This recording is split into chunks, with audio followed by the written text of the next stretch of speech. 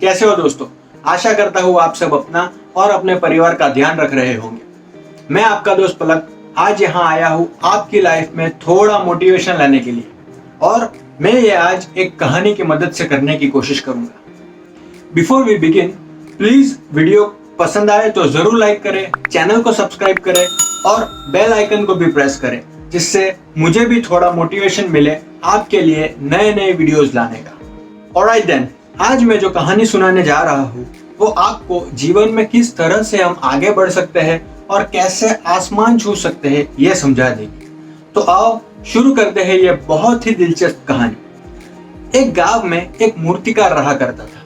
वो काफी खूबसूरत मूर्तियां बनाता था और इस काम से वो अच्छा कमा भी लेता था। उसे एक बेटा हुआ और उसने भी बचपन से ही मूर्तियां बनानी शुरू कर दी। देखते ही देखते बेटा काफी अच्छी मूर्तियां बनाने लगा और बाप अपने बेटे की कामयाबी पर खुश होता था।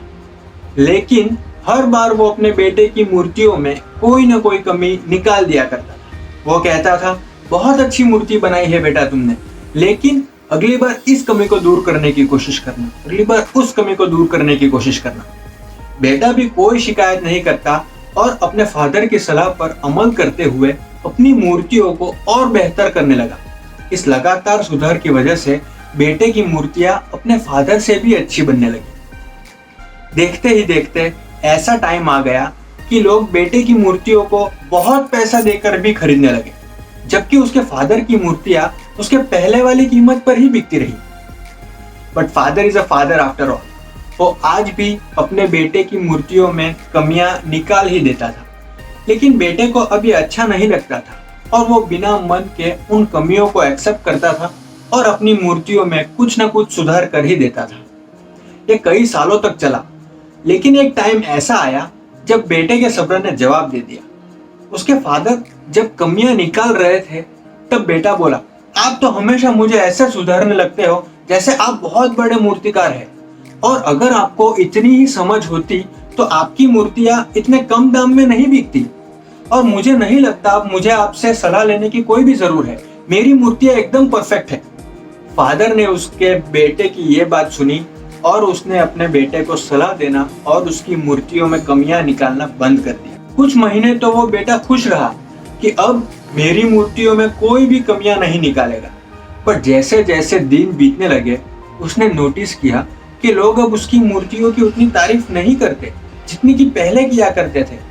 इससे उसकी मूर्तियों के दाम बढ़ने भी बंद हो गए। शुरू में बेटे को कुछ समझ नहीं आया कि ये सब क्या हो रहा है, लेकिन फिर वो अपने फादर साहब के पास गया और ये समस्या के बारे में बताया। फादर साहब ने बहुत शांति से अपने बेटे को सुना और मुस्कुराकर उन्होंने कहा कि बेटा, मैं जानता था कि एक दिन ऐसा होगा। बेटे ने कहा, आप जानते थे ऐसा होगा? तो फादर ने कहा, हाँ, मैं जानता था कि ऐसा होगा, क्योंकि आज से कई साल पहले मैं भी इसी हालत से टकराया था और मैं भी वहां खड़ा था जहां आज तुम खड़े हो। बेटे ने बड़ी हैरानियत दिखाते हुए सवाल किया कि अगर आप जानते थे कि ऐसा होगा तो आपने मुझे पहले क्यों नहीं समझाया? तो फादर ने जवाब दिया कि तुम्हें मैं कैसे समझाता बेटा, तुम तब समझना ही नहीं चाहते थे। मैं जानता हूँ कि मैं तुम्हारी जितनी अच्छी मूर्तियां नहीं बनाता, और ये भी हो सकता है कि मूर्तियों के बारे में मेरी सलाह गलत हो। और बेटा, एक सबसे बड़ी बात कि ऐसा तो बिल्कुल भी नहीं है कि मेरी सलाह की वजह से और मेरी कमियां निकालने की वजह से तुम्हारी मूर्तियां बेहतर बनी है। लेकिन जब मैं तुम्हारी मूर्तियों में कमियां निकालता था तब तुम तुम्हारी बनाई हुई मूर्तियों से सेटिस्फाई नहीं होते थे और तुम खुद को बेहतर करने की कोशिश करते थे, और वो ही बेहतर होने की कोशिश तुम्हारी कामयाबी का सबसे बड़ा रीजन था। लेकिन जिस दिन तुम अपने काम से सेटिस्फाई हो गए, तुमने ये मान लिया कि अब इसमें बेहतर होने की कोई गुंजाइश ही नहीं है। तुम्हें मेरी बात खटकने लगी और तुम्हारी जो डिजायर थी सबसे अच्छी मूर्तियां बनाने की, वो चली गई।